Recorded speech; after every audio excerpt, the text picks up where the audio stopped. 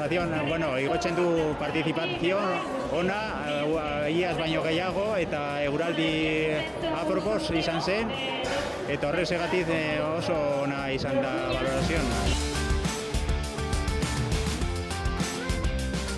Lasterketa egoera oso ona, eta izan zen ja 17 edizioa, eta horrezegatik ja badaukagu pizka rodaje, eta horrezegatik ja jendea ezagutzen du hurbildu gure herriaren ondoan badago jendea hori, azterketa hori, eta valorazio oso ona izan zen.